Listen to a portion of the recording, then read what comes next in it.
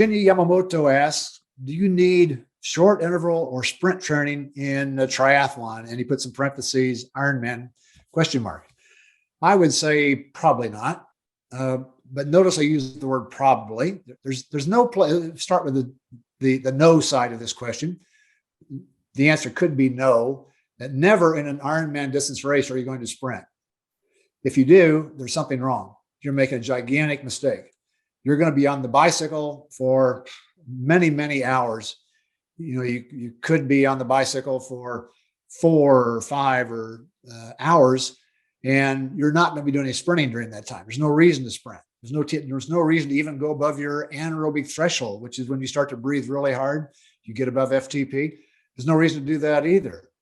But I said a while ago, probably not, because there's one exception I would say, and that's for the athlete who needs to improve VO2 max, aerobic capacity, which is how much oxygen the body can process. If that's relatively low and we're in the base period, then the athlete's going to do it, we'll be doing an Ironman, say another 16, 18 weeks from now, a long ways off, in other words, I may have them start doing VO2 max intervals in the late base period. And they'll finish that something like 12 weeks before their Ironman race. And those VO2 max intervals will be anaerobic. They'll be high intensity. They'll be done at around zone 6.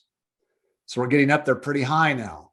And so that becomes a sort of effort will improve VO2 max and get the athlete to the point physiologically that they're ready to start their last 12 weeks of training for their race at a much higher level of fitness than they had before they started doing these intervals. But once you get in that last 12 weeks or so of training, there's absolutely no reason for an Ironman distance athlete to be doing any high anaerobic training, essentially, especially including sprints.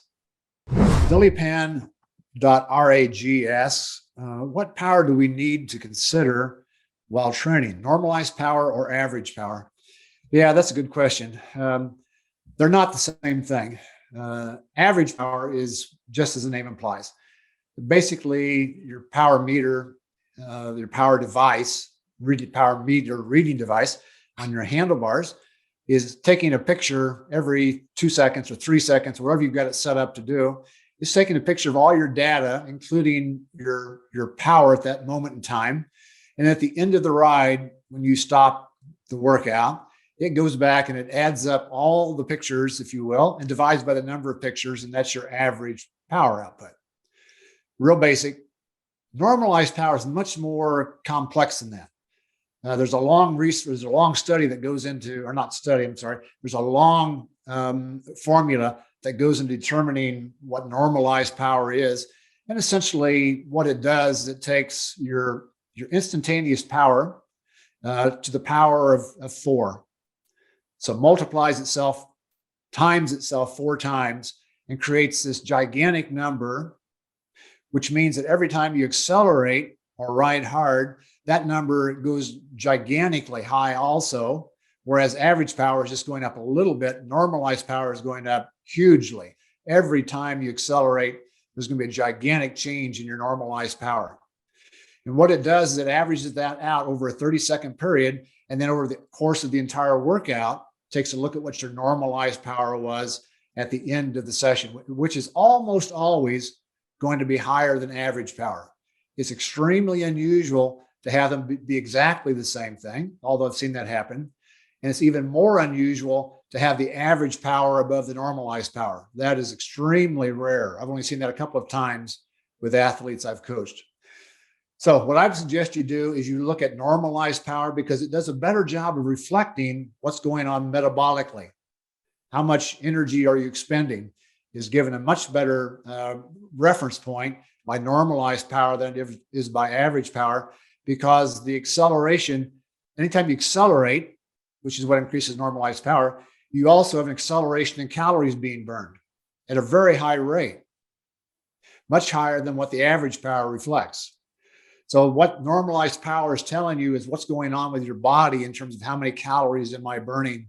So it's a much better number to look at. I would suggest using that as opposed to average power, especially like on your handlebars, where you have to display certain things on your setup and you have the options of what things should I display. I would suggest normalized power as opposed to average power for that setup. How closely should heart rate training zones overlap with power training zones? Well, there really shouldn't be any relationship between the two at all, quite honestly. Let me give you an example of this. When your fitness improves, does your heart rate change? No. Your heart rate stays the same. What happens is you go faster and you put out more power at the same heart rate. So it's good to know both things, to know what's going on as far as heart rate and power, but the zones don't overlap, not necessarily. They may, but what should happen over time is as your fitness improves, is that your power should be moving away from your heart rate.